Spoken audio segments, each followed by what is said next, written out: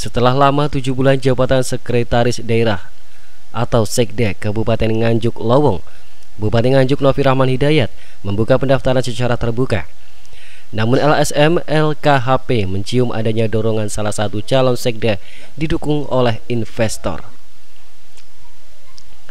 Kekosongan kursi sekda terjadi sejak Agus Subagio digeser menjadi staf ahli bidang perekonomian, keuangan, dan pembangunan pada akhir 2019 lalu.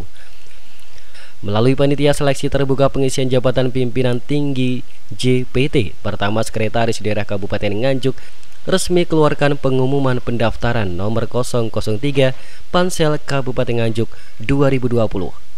Pengumuman tersebut ditandatangani Ketua Pansel JPT Pratama Sekda Kabupaten Nganjuk, Tauhid Jatmiko. Ketua Pansel JPT Pratama Sekda Kabupaten Nganjuk, Tauhid Jatmiko melalui Kepala BKD Kabupaten Nganjuk, Sopingi menjelaskan, pengumuman pendaftaran seleksi Sekda Kabupaten Nganjuk dibuka mulai 21 Juli 2020 hingga tanggal 25 Juli 2020 di website resmi Pemkab Nganjuk www.nganjukkap.go.id. Sedangkan untuk pendaftaran dibuka mulai 22 Juli 2020 hingga 26 Juli 2020. Dijelaskan lagi oleh Sopingi, untuk tahapan seleksi administrasi penerimaan calon Sekda Nganjuk dijadwalkan mulai 26 Juli 2020 dan pengumuman hasil seleksi dijadwalkan pada tanggal 30 Juli 2020. Dan pada tanggal tersebut langsung disampaikan 3 nama calon Sekda Nganjuk dari peringkat tertinggi kepada Bupati sebagai pejabat pembina kepegawaian Kabupaten Nganjuk untuk langsung dilaporkan ke Komisi Aparatur Sipil Negara dan Gubernur Jawa Timur untuk mendebatkan persetujuan tertulis. Semua ketentuan mengenai persyaratan dan kelengkapan berkas persyaratan administrasi pendaftaran serta semua formulir pendaftaran sudah dapat dilihat dan didownload, diunduh di website resmi Pemkab Nganjuk.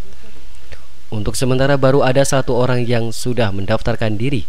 Diperkirakan ada 6 calon pendaftar yang akan berkompetisi di perebutan kursi jabatan Sekretaris Daerah dalam gelar kali ini.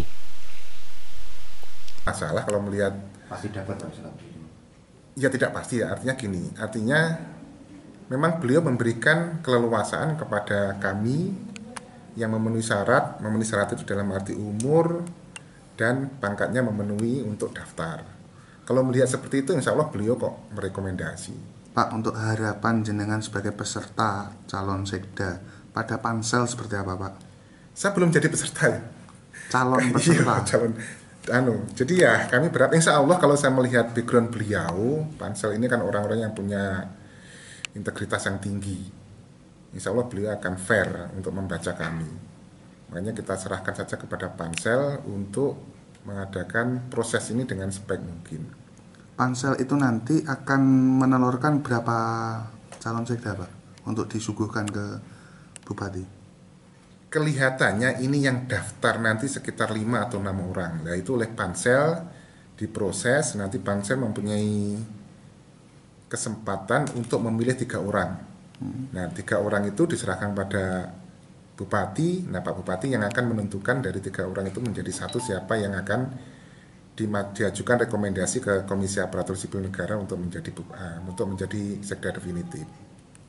Pak, dari 6 orang tadi yang daftar, PLT Sekda juga ikut mendaftar, Pak? Hari ini kayaknya yang sudah daftar ke panitia itu 1, Pak Yasin. Yang lain masih dalam proses persiapan. Jadi kalau tanya Pak PLT, Pak PJ itu daftar apa tidak, saya melihat kayaknya sudah persiapan tapi belum masuk ke kami, belum masuk ke panitia. Pak, Bapak optimis Pak bisa lulus dan menjadi sekda? Wah ini pertanyaan berat ini. Ya kalau kita mau menyiapkan ya tentunya kita harus optimis dong. Kalau tidak optimis ngapain kita mempersiapkan diri ya? Bapak berharap ini berjalan profesional, Pak ya? Kami berharap profesional. Dan insya Allah kalau melihat pansel seperti itu, orang-orang yang punya integritas tinggi, beliau akan profesional untuk melaksanakan ini. Adapun persyaratan calon sekda diantaranya calon diminta surat pernyataan tidak sedang dalam pemeriksaan perkara pidana atau menjalani hukuman. surat pernyataan fakta integritas, dan surat pernyataan tidak sedang dijatuhi hukuman disiplin tingkat sedang atau berat, serta surat pernyataan tidak memiliki afiliasi dan atau menjadi anggota partai politik dan tidak pernah menjadi calon anggota legislatif dari partai politik. Sementara itu, Haji Wahyu Priyojatmiko, Ketua LSM LKHP, mengatakan seleksi sekda saat ini terkesan sudah disetting.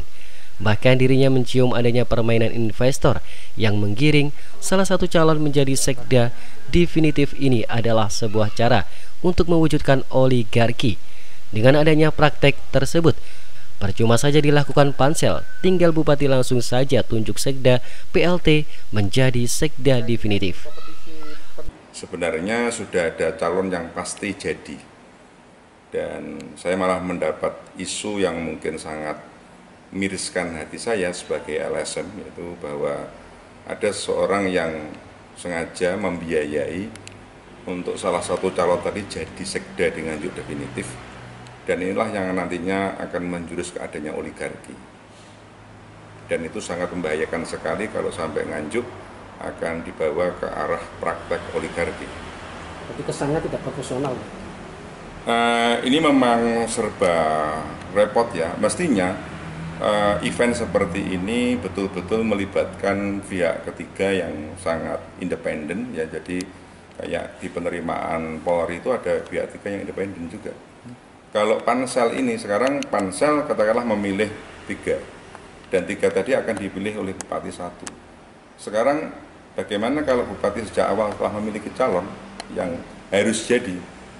Bagaimana mendapatkan suatu katakanlah calon yang memang kredibel, baik, kompetensinya bagus? Gimana kalau bupati telah memiliki satu calon? Ini apa gunanya semua ini? Kan hanya untuk istilahnya hanya formalitas saja. Malah yang tadi yang saya khawatirkan bila terjadi komunikasi antara pihak ketiga yang memberikan funding agar seseorang tadi jadi memang betul-betul itu ada, ini akan membahayakan sekali persoalan nganjuk ke depan. Apakah ini termasuk salah satu kompetisi antara IPDN dengan karir? Saya juga mendengar hal-hal seperti itu, jadi karena sampean bertanya ya saya jawab. Memang ada semangat yang saya dengar kelompok IPDN dan non-IPDN. Sebaiknya dikotomi persoalan IPDN dan non-IPDN tidak boleh mencuat, karena kita tidak melihat dari mana asalnya, tapi adalah kemampuannya, kompetensinya, personalitinya, dan integritasnya. Pak, hingga saat ini masih ada 1 yang mendaftar, Pak, sementara akan ditutup hari Minggu besok. Ini menandakan apa ini, Pak? Ya, saya melihat berapapun yang mendaftar itu tidak ada masalah. Yang penting paradigma di dalam penerimaan sekda ini harus betul-betul transparan, akuntabel, dan memang tidak ada vested interest daripada pimpinan daerah, gitu aja. Masih menurut Wahyu Priyojatmiko, Ketua LSM LKHP, adanya peraturan.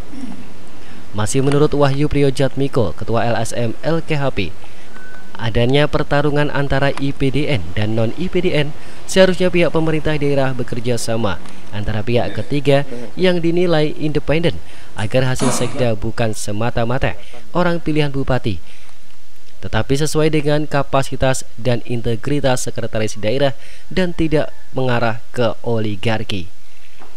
Dari Nganjuk, Jawa Timur, Tim Liputan SRTV.